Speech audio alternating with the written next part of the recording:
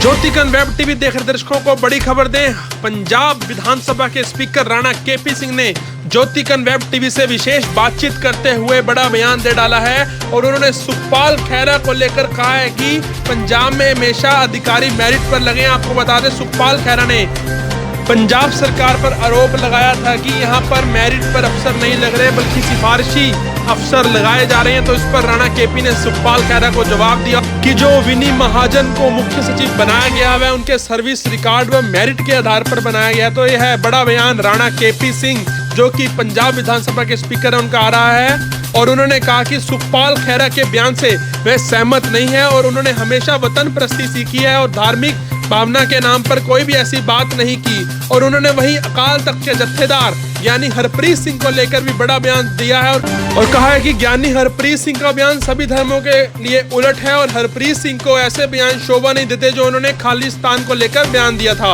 वहीं उन्होंने कोरोना को लेकर भी कहा कि कोरोना वायरस की महामारी के दौरान कैप्टन अमरिंदर सिंह एक योग्य प्रशासक की तरह बने रहे। वहीं उन्होंने केंद्र सरकार पर भी आरोप लगाया कि कोरोना के नाजुक दौर में केंद्र सरकार ने पंजाब सरकार की कोई मदद नहीं की, जिसका समय आने पर पंजाब की जनता केंद्र सरकार को निश्चित तौर पर जवाब देगी। और वहीं पेट्रोल डीजल के रेट बढ़ने का असर जब से ज्यादा किसानों पर पड़ेगा, यह भी राणा केपी ने ज्योतिकन से बातचीत करते हुए कहा। और वहीं ज्योतिकन से बातचीत करते हुए राणा केपी ने कहा कि राहुल गांधी जो कि कांग्रेस पार्टी के नेता हैं उन्हें अब राष्ट्रीय अध्यक्ष बनना चाहिए। यह पूरे देश की मांग है और नेतृत्व करना चाहिए उन्हें पार्टी का और देश का।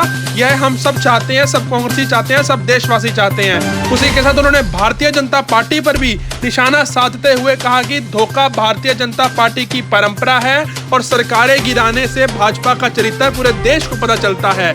वहीं उन्होंने ज्योतिकन से बातचीत करते हुए कहा कि अभी पंजाब को कैप्टन अमरिंदर सिंह की जरूरत है और अभी कैप्टन अमरिंदर सिंह द्वारा तय किए गए एजेंडे पूरे नहीं हुए हैं और इसलिए पंजाब चाहता है कि कैप्टन अमरिंदर सिंह अगले 5 साल भी प्रदेश के मुख्यमंत्री बने रहे। वहीं कट्टरपंथियों को लेकर भी राणा केपी ने बड़ा बयान दिया और कहा कि कैप्टन अमरिंदर सिंह के नेतृत्व में किसी कट्टरपंथी ताकत को पंजाब में पनपने नहीं दिया जाएगा और पंजाब की एकता और अखंडता को किसी भी कीमत पर बुरी नजर लगने नहीं दी जाएगी। तो यह बड़ा बयान ज्योतिकन वेब टीवी से आज विशेष साक्षात्कार में पंजाब विधानसभा के स्पीकर एवं अनंतपुर साहब से तीसरी बार विधायक बने राणा केपी ने दिया। तो आप देखिए उन्होंने अपने विशेष साक्षात्कार में क्या कहा, विस्तार से इस इंटरव्यू को देखिए और इसे ज्यादा से ज्यादा शेयर कीजिए और ज्योतिकन वेब टीवी के फेसबुक पेज को लाइक करें और यूट्यूब पर भी घंटी वाला बटन दबाकर हमें सब्सक्राइब करें ताकि हमारी ताजा खबरें, देश दुनिया की खबरें आप तक आपके मोबाइल में पहुंच सके।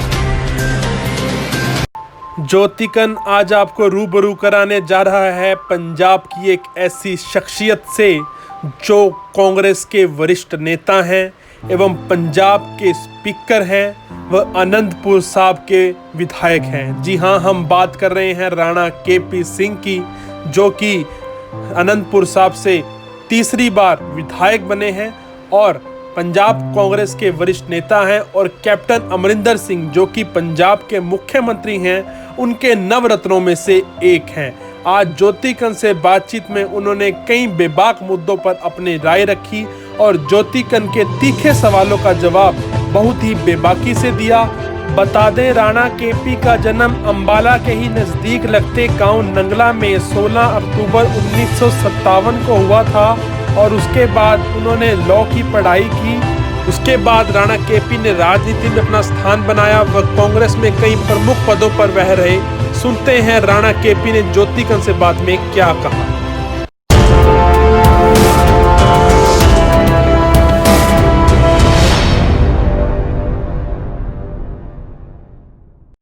ज्योतिकन वेब टीवी देख रहे सभी दर्शकों का स्वागत है। मैं आपके साथ शिवरंजन, ज्योतिकन वेब टीवी का। ज्योतिकन की वेब टीवी की टीम पहुंची है पंजाब विधानसभा के स्पीकर केपी राणा जी। कुछ खास विशेष बातचीत ज्योतिकन की वेब टीवी के साथ करेगी। हम पहले तो पंजाब विधानसभा के स्पीकर केपी राणा जी, आपका स्वागत करते हैं। धन्यवाद। हमारे ज्योतिकन वेब टीवी के दर्शकों को कुछ संदेश देना चाहेंगे आप?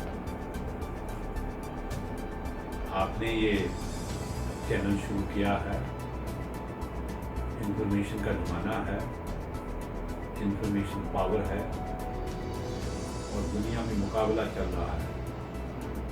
कि सबसे तेज, सबसे पहले कौन सी इंफॉर्मेशन, कौन सी खबर लोगों तक पहुंचती है, इस बात को लेकर के सारी दुनिया में मुकाबला है। और यही समाज को, किसी भी देश को आगे ले जाने में महत्वपूर्ण साबित हो रही है। सो आपने ये चैनल शुरू किया है, मैं इस चैनल को, ज्योति चैनल को बहुत बहुत मुबारकबाद देता हूँ और उम्मीद करता हूँ कि चैनल के माध्यम से हरियाणा, खासतौर पर अम्बाला, आसपास के इलाके, पंजाब के ये हिस्से, इन सब के लोगों को बहुत मदद मिली। हमारे साथ ज्योतिगण वेब टीवी के साथ पंजाब की 17वीं विधानसभा के स्पीकर राणा केपी, जिनका पूरा नाम कंवरपाल राणा है, जो वर्तमान में पंजाब विधानसभा के जो 17वीं विधानसभा उसके स्पीकर हैं। और पंजाब में पास्ट में इनका पॉलिटिकल कैरियर पोल्यूशन बोर्ड के जो चेयरमैन भी रहे हैं और पंजाब यूनिवर्सिटी के सीनेटर भी रहे हैं आप, और पंजाब यूथ कांग्रेस के जनरल सेक्रेटरी, स्पोक्समैन रहे हैं पंजाब प्रदेश कांग्रेस कमेटी के, और पंजाब में जो है कांग्रेस के वाइस प्रेसिडेंट रहे हैं और वर्तमान में AICC के मेंबर हैं, लेकिन अब ये विधानसभा स्पीकर हैं। राणा जी, मेरा सबसे पहले आपसे सवाल है कि आपका जन्म कहाँ हुआ? आज आपका नाम बतौर विधानसभा स्पीकर पूरी दुनिया में आपकी ऑनेस्टी, आपकी काम करने की कार्यप्रणाली अन्य विधानसभाओं क्षेत्रों में भी, राज्यों के, वहाँ चर्चा का विषय रहती है। तो सबसे पहले हम वेब टीवी के दर्शकों को ये जानने के लिए उत्सुक है कि आपका जन्म कहाँ हुआ और ये प्रेरणा आपको कहाँ से मिली? मेरा जन्म आपके बिल्कुल पड़ोस में अम्बाला के पंजाब का एक गांव नगला है, जहाँ मेरी ननिहाल है। तो मेरा जन्म नगला गांव, जो अब डिस्ट्रिक्ट मोहाली में पड़ता है जी, स्थापन में जी।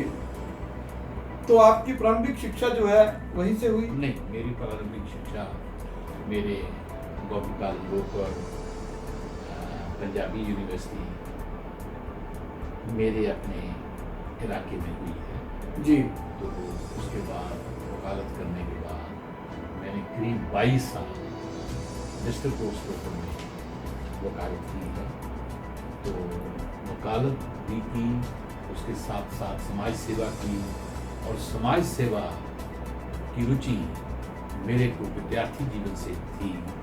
और राजनीति में भी मैं NSU में काम किया, यूथ कांग्रेस में काम किया, बड़ी पेरेंट पार्टी में काम करने का मौका मेरी पार्टी ने दिया।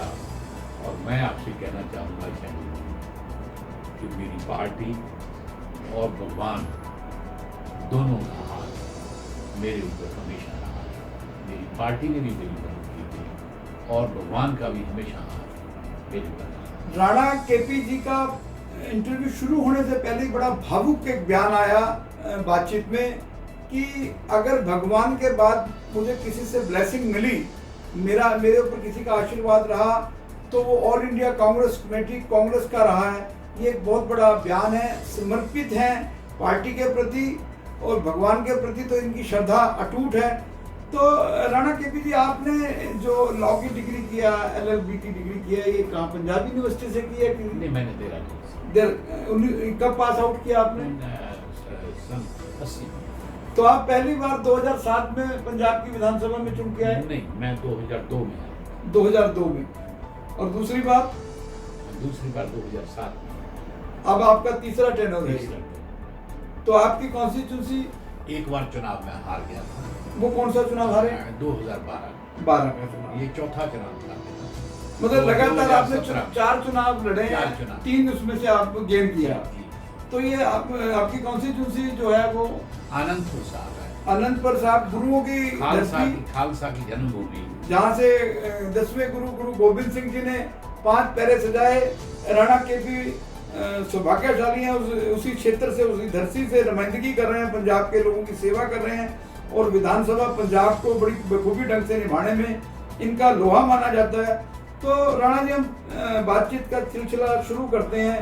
सबसे पहले मैं एक करंट इशू सुखपाल सिंह खैरा जो पंजाब के लोग कहीं ना कहीं उसको गर्म ख्याली नेता मानते हैं, जहाँ विधानसभा के मेंबर हैं आम आदमी पार्टी से, उन्होंने बयान दिया कि पंजाब के जो डीजीपी हैं उनकी वाइफ विनी महाजन को चीफ सेक्रेटरी लगा दिया और पंजाब में और हिंदू अफसरों को भी जो है पंजाब के कैप्टन अमरिंदर सिंह सरकार ने अफसर लगाया हुआ है, की पोस्टें दी हुई हैं। ये बयान कहाँ तक वाजिब है सुखपाल खैरा का? देखिए, मुझे अफसोस है जो कुछ भी खैरा साहब ने कहा है, क्योंकि ये बात कभी पंजाब में उठी नहीं जी। मैं भारी मन से कह रहा हूं कि माइनॉरिटी होते हुए भी कांग्रेस का कल्चर रहा है जी कि इस देश के राष्ट्रपति यानी जैल सिंह कांग्रेस ने, इस देश के गृह मंत्री यानी जैल सिंह कांग्रेस ने, इस देश में मुस्लिम समुदाय से एक एक नहीं, दो दो तीन तीन राष्ट्रपति, इस देश में सरदार मनमोहन सिंह करीब 10 साल मुल्क के प्रधानमंत्री रहे और बड़े कामयाब प्रधानमंत्री जी। और जहां तक पंजाब का सवाल है तो पंजाब में 38% जी हिंदू है, जो किसी जमाने में 55% हुआ था। जी 38% ने कभी बात नहीं की कि हम पंजाब में माइनॉरिटी में हैं, हमारे हितों की रक्षा करें। हम पंजाब में अगर बात पे बात करिए, मैं तब बात कर रहा हूं और भारी मन से कर रहा हूं। मैं इसलिए कर रहा हूं कि ये बात कभी चली नहीं कि कौन हिंदू है कौन सिख है। यहां पे मेरिट पे लोग लड़ते रहे हैं और आने वाले समय में लड़ते रहेंगे। और विनी महाजन जो है, जिन पे इन्होंने किंतु परंतु किया, तो मैं समझता हूं बिल्कुल गैर वाजिब है। विनी महाजन अगर चीफ सेक्रेटरी बने हैं, वो अपनी मेरिट से बने, वो अपनी लियाकत से बने, अपने सर्विस रिकॉर्ड से बने। विनी महाजन इसलिए चीफ सेक्रेटरी नहीं बने कि वो डीजीपी दिनकर गुप्ता की धर्मपत्नी। बड़ा इंपॉर्टेंट बात कही राणा केपी ने। राणा केपी एक जज्बाती होकर बात कही। उन्होंने कहा कि मैं मन भारी करके बात कर रहा हूं। सुखपाल सिंह खैरा की बात की, 38% हिंदू हैं पंजाब के अंदर, मिनोरिटी में हैं। उन्होंने कभी नहीं कहा कि हम मिनोरिटी में हैं, हमारा कुछ क्लेम दो, हमें कुछ अधिकार दो। यहाँ कभी हिंदू सिख की बात नहीं की। और कांग्रेस, मुझे वो गीत की लाइनें आ गई याद आती हैं, मजहब नहीं सिखाता आपस में बैर रखना, हिंदी हम वतन है हिंदू सिता हमारा। उन्होंने बताया कि कैसे कांग्रेस ने यानी जैल सिंह को राष्ट्रपति, गृह मंत्री और डॉक्टर मनमोहन सिंह को प्रधानमंत्री। कांग्रेस का कल्चर रहा है, उन्होंने कभी जात पात की बात नहीं की। तो जैसे आपने ये बात कही सुखपाल सिंह खैरा के खिलाफ बीइंग स्पीकर, आप कोई संज्ञान लेंगे? संज्ञान लेने की इसमें बात नहीं है, उनका अपने विचार हैं, उन्होंने व्यक्त किए। हाँ, ये बात अलग है कि उनके विचारों से कौन सहमत है कौन नहीं सहमत है। तो आपने मेरे से पूछा तो मैंने आपको ये जवाब दिया कि मैं उनकी बात से सहमत नहीं हूँ। हमने कभी पंजाब में इन लाइनों पे नहीं सोचा कौन हिंदू है कौन सिख है।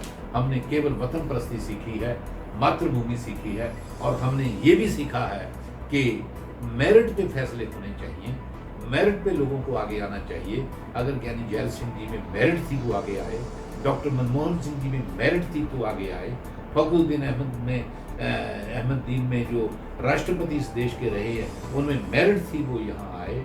ये बहुत बड़े हमारे साइंसदान थे जो अपने अब्दुल कलाम वो राष्ट्रपति बने, वो अपनी मेरिट पे बने। जिसमें भी मेरिट है वो आए। हमें गिला है कि हमने तो कभी ये बात पंजाब में नहीं की कि साहब हमारा भी ख्याल रखा जाए, हमें भी जो हम क्योंकि हम माइनॉरिटी पंजाब में हैं, कि हमारे हितों की रक्षा की जाए।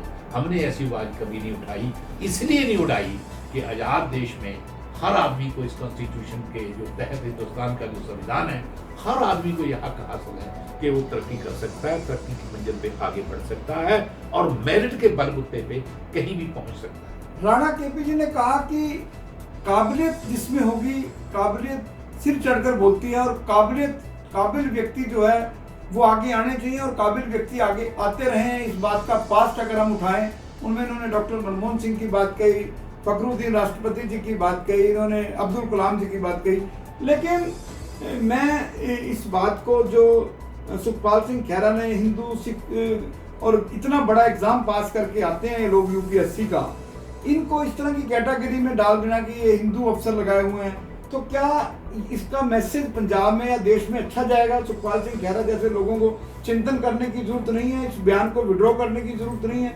फ्रीडम ऑफ स्पीच का मतलब ये है कि कुछ भी बोल दिया जाए। सुखपाल जी ने जो कहा, सुखपाल जी को मुबारक, ये उनके अपने निजी है, उनका अपना ख्याल है, ये उनको मुबारक, मैं उस पर कोई किंतु परंतु नहीं करता। लेकिन मैं ये बात कहूँगा कि ये बात किसी को हजम नहीं होती।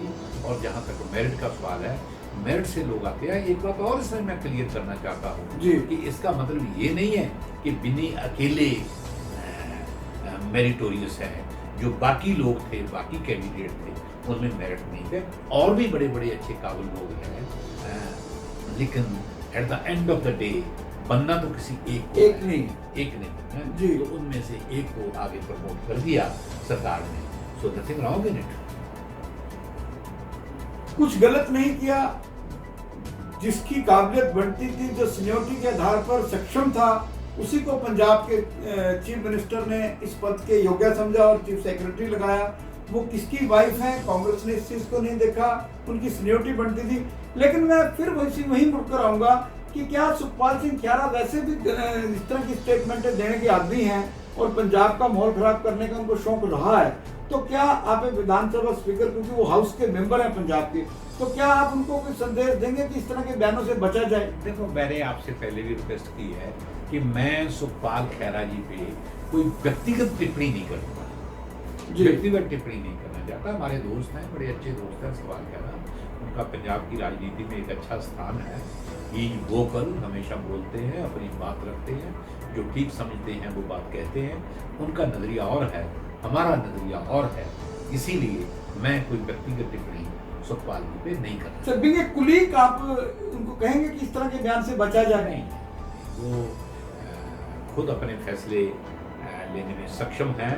उन्होंने क्या कहना है, ये उनकी अपनी सोच है, उसमें मैं उनको कोई एडवाइस देने वाला नहीं हूँ, या मैं उनको ये कहने वाला नहीं हूँ कि आप उनको क्या करना है, क्या नहीं करना है, क्या कहना है, क्या नहीं करना है। उनकी अपनी बात है, और मेरे से जो मेरे आपने बात की है, मैंने अपनी बात कही है कि हमको ये बात हजम नहीं होती। ये तो आप मानते हैं कि इस हिंदुस्तान की आज़ादी में जब लड़ाई लड़ी जा रही थी, फांसी के फंदे चूमे जा रहे थे, वहां भी जात पात नहीं देखी गई थी सेक्रीफाइस क्या करने वालों में। कभी क्या उसमें आप भगत सिंह की बात करें, राजगुरु की बात करें, अशफाक उल्लाह खान की बात करें, कभी नहीं।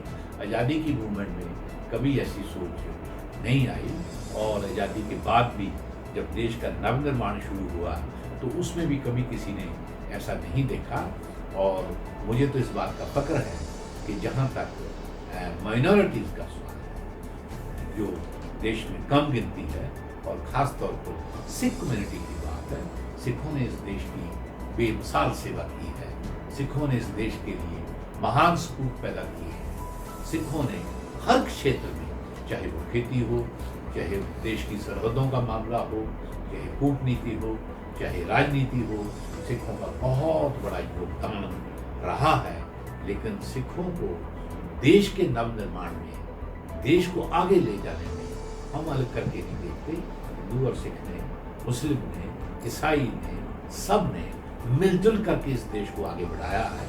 और पिछले 70 साल में हम यहाँ तक पहुँचे हैं, वो सब की देन है। उसमें हर कम्युनिटी का कंट्रीब्यूशन है, हर कास्ट का कंट्रीब्यूशन है, हर फिरके का कंट्रीब्यूशन है, और जिंदगी के हर शोबे में काम करने वाले जो लोग हैं, उनका बहुत बड़ा कंट्रीब्यूशन है। उससे देश जो तरक्की कर पाया, आज यहाँ तक पहुँच पाया, उसमें सबने अपना योगदान डाला। कि आपकी इस बात से एक बात निकल के आई कि क्या सुखपाल सिंह खैरा को उन आज़ादी के परवानों की सोच पे पैरा नहीं देना चाहिए, इस तरह की बातों से नहीं बचना चाहिए? आप तो फिर बात वही ले आते हैं घूम करके। मैंने आपको कहा कि सुखपाल खैरा सीनियर राजनीतिमान है पंजाब के, तो वो सक्षम है अपने फैसले लेने में, जो अपनी बात रखते हैं। वो क्या सोचते हैं ये उनकी सोच है, लेकिन जो मेरी सोच है मैंने आपको बता दी। सुखपाल सिंह खैरा जी को अपने ढंग से बहुत बड़ा संदेश देने की बात राणा केपी जी ने अपने अंदाज में की, और देश में नहीं विश्व के सिखों के बारे में कहा कि सिखों ने इस देश के लिए बहुत कुछ किया, बहुत कुर्बानियां की, बड़ा इतिहास है उनका, एप्रिशिएट, मन से एप्रिशिएट, आत्मा से एप्रिशिएट, और हिंदू सिखों को एक ही सिक्के का पहलू बताकर एक बड़ा संदेश इनडायरेक्टली दिया है। शायद सुखपाल सिंह खैरा इस बात को समझेंगे। वही हम आपसे बात करेंगे कि कुछ दिन पहले 6 जून कल्लूकारा पे यानी हरप्रीत सिंह जो अकाल तख्त के जत्थेदार हैं, उन्होंने मीडिया को कहा कि अगर हमें खालिस्तान देंगे तो हमें खालिस्तान हम लेंगे। किसी टाइम में इस तरह की बात जो है जनरल सिंह भिंडरावाला किया करते थे। तो क्या ज्ञानी हरप्रीत सिंह को इतने बड़े धार्मिक पद पर बने रहकर इस तरह की बयानबाजी से बचना नहीं चाहिए? कौन उनको खालिस्तान दे रहा है, किसने उनको आश्वासन दिया, क्यों, किस विजन, क्या विजन था इस तरह की बात मीडिया में देने का, जब पंजाब पूरी तरह शांत है, कैप्टन अमरिंदर सिंह के नेतृत्व में पूरी तरह प्रोटेक्ट है, सरदार बेन सिंह का बड़ा भारी सेक्रीफाइस है इस पीस के लिए। तो क्या संदेश देना चाहेंगे? देखिए, इसमें मैं पहले कह चुका हूँ और ये ऑलमोस्ट सभी चैनलों पे आ चुका है कि हमने इस पर दुख व्यक्त किया है कि यानी हरप्रीत सिंह जी जो है वो बड़े अहम पद पे है, और जितना बड़ा कोई पद होता है उतनी बड़ी जिम्मेदारी हो जाती है। तो ज्ञानी जी क्योंकि बहुत बड़े पद पे हैं, उनकी जिम्मेदारी भी बहुत बड़ी है। कोई आम आदमी क्या कहता है उसका असर नहीं होता है। अगर ज्ञानी जी कोई बात कहते हैं, अकाल तख्त साहिब के जत्थेदार साहब कोई बात कहते हैं, तो उसका थोड़ा बहुत प्रभाव होना निश्चित है, ऐसा होता है। और जो कुछ भी उन्होंने कहा, ये मेरा मानना है कि देश के तमाम लोग, हिंदू हों, सिख हों, मुस्लिम हों, कोई भी हो, ये उनकी भावनाओं के उल्ट है। ये देश के लोगों को उनकी कही हुई बात हजम नहीं हुई, किसी ने उसको अच्छा नहीं कहा, तो हम महसूस करते हैं कि ज्ञानी जी बहुत जिम्मेदार और बहुत बड़े अहदे पे विराजमान है। ऐसी बात करना कोई शुभ नहीं। यानी हरप्रीत सिंह जी के लिए बहुत बड़ा संदेश दिया है कि ये बयान जो है, इस बयान ने कहीं ना कहीं लोगों को चोट किया, लोगों की भावनाओं को आहत किया। हालांकि मैं कानूनी कार्रवाई की बात नहीं करूंगा, क्योंकि जो संदेश उन्होंने दिया, आज हम एक शांति का संदेश की बात कर रहे हैं पूरे देश में। कोरोना वायरस को लेकर हिंदू सिखों ने बहुत बड़ा काम किया, लेकिन हरप्रीत सिंह जी को इस तरह का काम नहीं करना चाहिए। वहीं मैं पंजाब पे आऊँगा। इस वक्त पंजाब में कैप्टन अमरिंदर सिंह ने हमेशा जो है माइलस्टोन काम किए हैं, लैंडमार्क काम किए हैं। जब कभी लाल बत्ती को बंद करने की बात थी, सबसे पहले स्टेप जो है कैप्टन ने लिया, और उसके बाद जो है प्राइम मिनिस्टर मोदी ने लिया। वहीं पंजाब में कोरोना की क्या स्थिति है आज की डेट में, और कोरोना के ऊपर पंजाब में कैप्टन अमरिंदर सिंह के नेतृत्व में किस तरह आप लोगों ने ग्रिप किया उसको, किस तरह उसकी रोकथाम के लिए आपने क्या किया? पंजाब तकरीबन बचा है, सेफ रहा है पंजाब, इसमें आप किसको ज्यादा नंबर देंगे? जहां तक कोरोना का सवाल है, कोरोना ने सारे देश में बड़ा भयानक रूप ले लिया है, और कोरोना हमेशा बाहर से आया। सबसे पहले 95,000 NRI पंजाब में आए, उनमें से काफी लोग जो कोरोना पॉजिटिव थे वो हमारे लोग थे सारे जो बाहर से आए जी। तो पंजाब सरकार को कामयाबी मिली कि हमने उस स्थिति को संभाला। अब उसके बाद कोरोना दिल्ली में बहुत ज़्यादा है, बॉम्बे में बहुत ज़्यादा है, पूना में बहुत ज़्यादा है, देश के और कई हिस्सों में कोरोना काफ़ी फैल चुका है। जी। तो जब देश के बाकी हिस्सों में है तो वहां के लोग पंजाब में भी आ गए। लेकिन मैं इस बात की बधाई देता हूं कैप्टन अमरिंदर सिंह जी को कि कैप्टन अमरिंदर सिंह जी एक योग्य प्रशासक हैं, योग्य शासक हैं जी।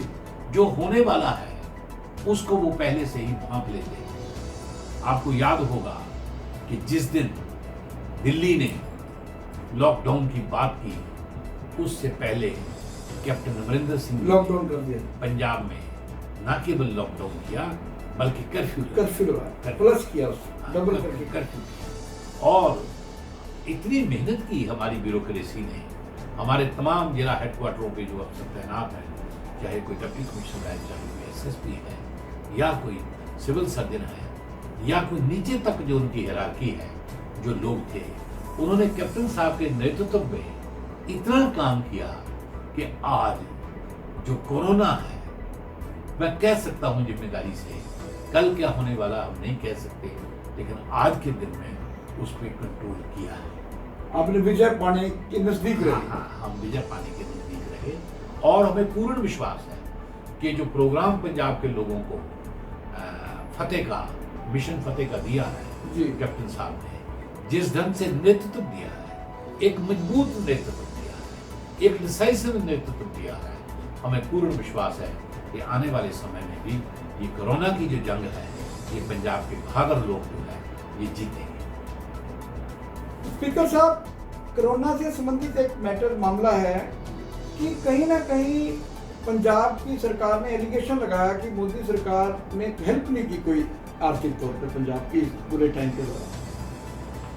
ये एलिगेशन नहीं है, ये महज कोई एलिगेशन लगाने के लिए एलिगेशन नहीं लगाया गया जी। ये हकीकत है कि केंद्र सरकार ने तो बाकी तो हमारी क्या मदद कर दी थी, आज तक पहले तो मैं कहूँगा एक भी पैसा उन्होंने कोरोना के साथ लड़ाई लड़ने के लिए हमें नहीं दिया। इसके अलावा जो GST का पैसा पंजाब का केंद्र सरकार की ओर बनता है, जो पैसा उनको हमारा देना है, जो पैसा हमने उनसे लेना है, हमें अफसोस है कि वो भी पैसा जो है कई महीने का उनकी तरफ खड़ा है, वो भेज नहीं रहे। पंजाब जो आज तक कोरोना के खिलाफ लड़ा है, जितनी लड़ाई लड़ी गई अपने दम, ये सारी अपने दम पे, अपने साधनों पे लड़ा है। तो इस नाजुक दौर में इस तरह की संकीर्ण सोच भाजपा सरकार के लिए आप पंजाब की जनता को, आवाम को क्या संदेश देना चाहते हैं जो मदद नहीं मिली? एक प्रोटेक्शन, क्योंकि ये नाजुक दौर एक पर्टिकुलर पंजाब में नहीं था। इसमें मेरे कहने की जरूरत नहीं है, जनता बड़ी जागरूक है, अवेयरनेस का जमाना है, लोग सब कुछ जानते हैं, लोग सब कुछ समझते हैं, लेकिन लोग आज जवाब नहीं दे सकते। मुझे उम्मीद है कि जब समय आएगा तो पंजाब के लोग इस बात का जवाब देंगे कि केंद्र सरकार कैसा सौतेली माता जैसा व्यवहार पंजाब के लोगों से करते रहे। उस बात का जवाब समय आने पर पंजाब के लोग जरूर देंगे। राणा केपी जी ने कहा कि समय आने पर, मतलब क्लियर शब्दों में कहा, टाइम विल टेल, समय बताएगा, जनता अवेयर है, जागरूक है। पंजाब की जनता, पंजाब के लोग, पंजाब की 36 बिरादरी जानती है।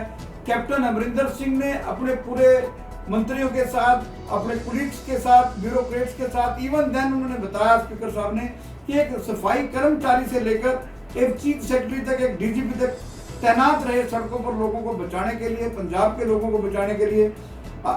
बीजेपी सरकार कुछ और फैसले लेती रही, लेकिन कैप्टन अमरिंदर सिंह ने पंजाब को बचाने के लिए लॉकडाउन किया, कर्फ्यू किया, अपने तरीके से उनको प्रोटेक्ट किया।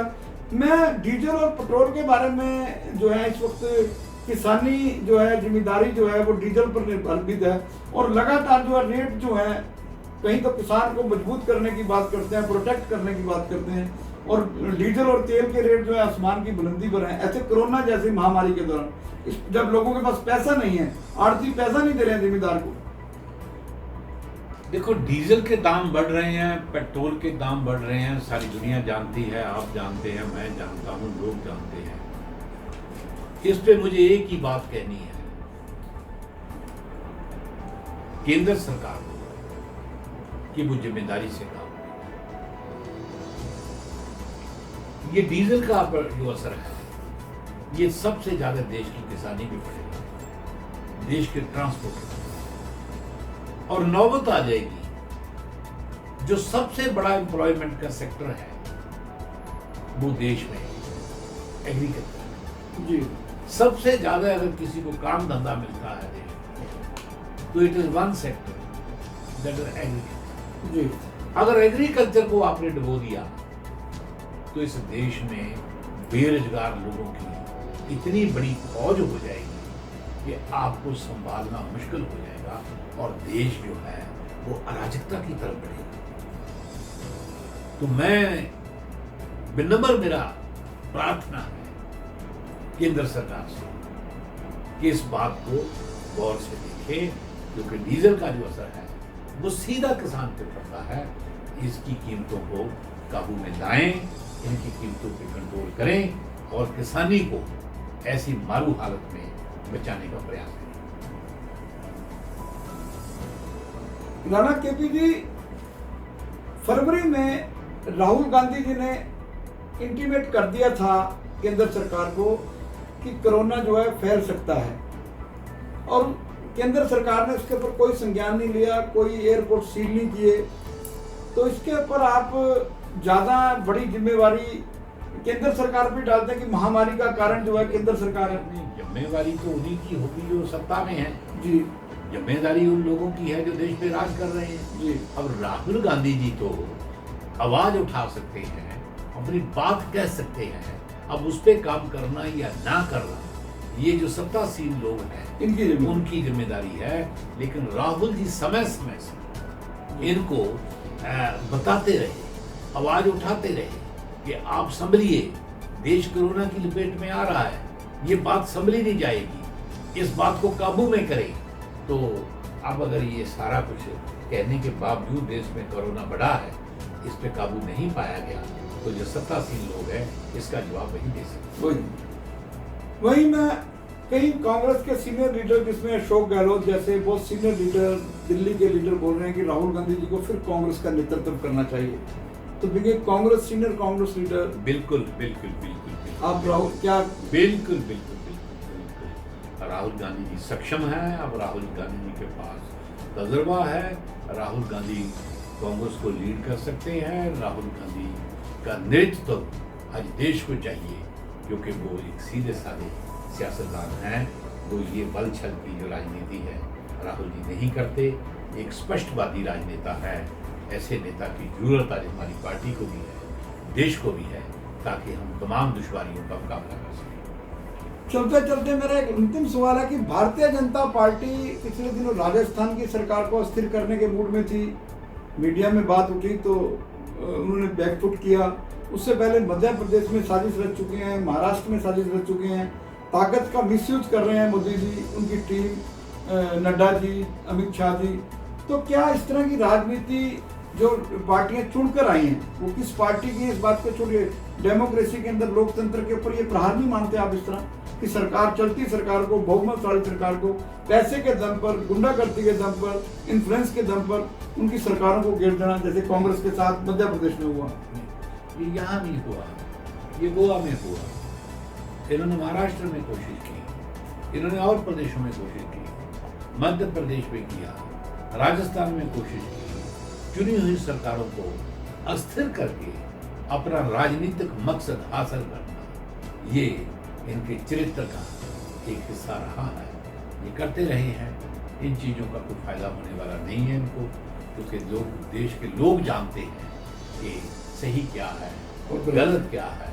अगर कोई ऐसा कर भी लेते हैं उसका टेम्परेरी लाभ तो सामयिक तौर पर तो कोई फायदा हो सकता है, लेकिन इन द लॉन्ग रन जो है उसका कोई लाभ इनको होने वाला नहीं। लम्हों ने खता की, सदियों ने सजा पाई, इस तरह का संदेश दिया है। मैं चलते चलते कैप्टन अमरिंदर सिंह ने लास्ट बार चुनाव जब था विधानसभा का, कहा था कि ये मेरा लास्ट चुनाव है, जबकि कैप्टन एक अच्छे कैप्टन साबित हुए हैं इन 3 साल में, जबरदस्त काम किया है। तो क्या कैप्टन अमरिंदर सिंह के नेतृत्व में अगला चुनाव होगा या चेहरा कोई और होगा, या आपकी क्या पर्सनल राय क्या है? कैप्टन अमरिंदर सिंह जी के नेतृत्व में चुनाव लड़ा जाना चाहिए? वो क्या होगा, केंद्रीय नेतृत्व क्या करता है, कैप्टन साहब क्या करते हैं, इन चीज़ों का तो मुझे नहीं पता, मैं इस पर कमेंट नहीं कर सकता जी। लेकिन एक बात कर सकता हूँ कि कैप्टन अमरिंदर जी का जो एजेंडा है पंजाब के लिए वो अभी अधूरा है। पंजाब को कैप्टन अमरिंदर सिंह की जरूरत है, और कैप्टन अमरिंदर सिंह को आने वाले 5 साल के लिए कांग्रेस पार्टी और प्रदेश का नेतृत्व करना चाहिए। उनको पंजाब को और 5 साल देने चाहिए ताकि पंजाब की जो मुश्किलें हैं, पंजाब की जो दुश्वारियां हैं, ये सब दूर हो सकें और एक खुशहाल पंजाब जिसकी हम कामना करते हैं, जो किसी ज़माने में हुआ करता था, वैसा पंजाब हमारे सामने आए, वैसा पंजाब बन सके जो केवल और केवल कैप्टन अमरिंदर सिंह कर सकते हैं। हम इस बात के ख्वाहिशमंद हैं। खालिस्तानी विदेशों में बैठकर कैप्टन अमरिंदर सिंह को धमकियां देते हैं, पंजाब का माहौल खराब करते हैं, पंजाब में गुड़ अतवाद लाना चाहते हैं। ऐसी ताकतों के खिलाफ आप क्या संदेश देना चाहते हैं पंजाब की आवाम को, पंजाब की जनता को, पंजाब की मशीनरी को? क्योंकि पंजाब ने बहुत नजदीक से संताप भोगा है। मैं पहले कह चुका हूँ कि पंजाब की ब्यूरोक्रेसी, पंजाब की अफसरशाही, पंजाब के लोग कैप्टन अमरिंदर सिंह के नेतृत्व में ऐसी किसी भी ताकत को कभी पनपने नहीं देंगे जिनसे देश की एकता अखंडता को किसी किस्म का खतरा हो। ऐसी नौबत, ऐसी स्थिति पंजाब में कभी पैदा नहीं होगी, क्योंकि पंजाब में कैप्टन अमरिंदर सिंह का मजबूत नेतृत्व। आपके बारे में पंजाब विधानसभा में कई बार सवाल उठता है कि आप कांग्रेसियों को ज्यादा बोलने का मौका देते हैं, विपक्ष को दबाने की कोशिश करते हैं।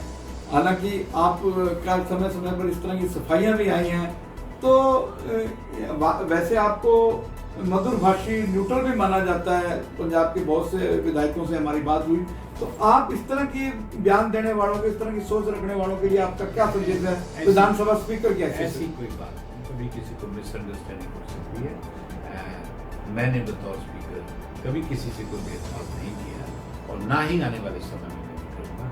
मैं अपनी जिम्मेदारी बिल्कुल बिना किसी भेदभाव के, बिना किसी की कर्जदारी के हमेशा काम किया है और आने वाले समय में काम करेंगे। आप ज्योतिगण वेब टीवी के दर्शकों के लिए क्या संदेश देना चाहेंगे? ज्योतिगण टीवी के लिए मैंने पहले भी बात की है कि मैं बधाई देता हूँ, क्योंकि आज के ज़माने में इंफॉर्मेशन जो है, न्यूज़ जो है, ये सबसे बड़ी ताकत होती है। आप इसको लेके आए हैं, इसका लाभ समाज को, हरियाणा प्रदेश को, पंजाब प्रदेश को होना लाजिम है।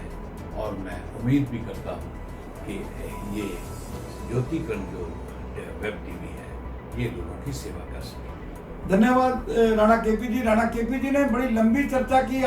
खालिस्तान पर चर्चा हुई, ज्ञानी हरप्रीत सिंह पर चर्चा हुई, सुखपाल सिंह खैरा पर चर्चा हुई, और इस चर्चा के अंदर से बड़ी चर्चा निकल कर आई। इन्होंने जहां राहुल गांधी को कांग्रेस की कमान संभालने की अपील की पंजाब की तरफ से, वहीं इन्होंने कहा कि अभी कैप्टन की पंजाब को जरूरत है और कैप्टन अमरिंदर सिंह के नेतृत्व में ही पंजाब मजबूत हो सकता है, इसलिए पंजाब अगले 5 साल और कैप्टन को मिलने चाहिए। और वहीं इन्होंने कहा कि पंजाब की ब्यूरोक्रेसी, पंजाब की पुलिस सक्षम है कैप्टन अमरिंदर सिंह के नेतृत्व में किसी भी anti social, anti national elements को मसलने के लिए, कुचलने के लिए, दबाने के लिए।